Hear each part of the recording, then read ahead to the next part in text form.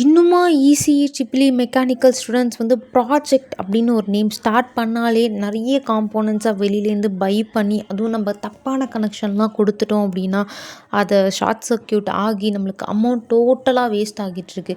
நம்மளாலையும் வந்து CSC ID மாதிரி ஒரு வெப்சைட் வச்சு மட்டுமே நம்மளால் ஒரு ப்ராஜெக்டை பில்ட் பண்ண முடியலன்னு நீங்கள் கஷ்டப்பட்டுட்டு இருந்தீங்கன்னா இந்த ஒரு வீடியோ வந்து உங்களுக்காக தான்.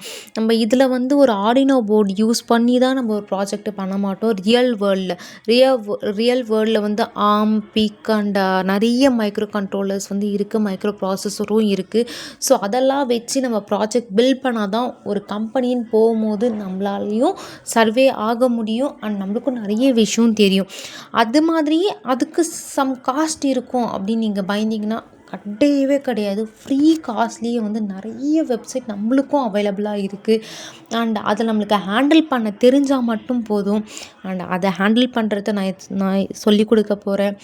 அண்ட் டெய்லி 100 டே சேலஞ்சஸ் நான் பண்ண போகிறேன். நீங்கள் சாம்பிளுக்கு வந்து நான் ஒரு சின்ன ப்ராஜெக்ட் லைக் ஒரு மோட்டாரை வந்து ஃபார்வர்ட் அண்ட் பேக்வேர்ட் சுற்ற வச்சு காமிச்சிருக்கேன். இதுவும் ஒரு கோடு இருக்குது, அதுவும் ஷோ பண்ணி அண்ட் எப்படி அந்த மோட்டார் வந்து ரன் ஆகுது, ரொட்டேட் ஆகுது அப்படிங்கிறதும் பாருங்கள். அண்ட் டெய்லி சின்ன சின்ன ப்ராஜெக்ட்ஸ் வந்து நம்ம பார்க்கலாம். அதே மாதிரி இது என்ன வெப்சைட், அந்த வெப்சைட் எப்படி டவுன்லோட் பண்ணுறது அப்படிங்கிறது எல்லாமே நான் ஸ்டெப் பை ஸ்டெப்பாக சொல்லித்தரேன். And stay tune. தேங்க்யூ.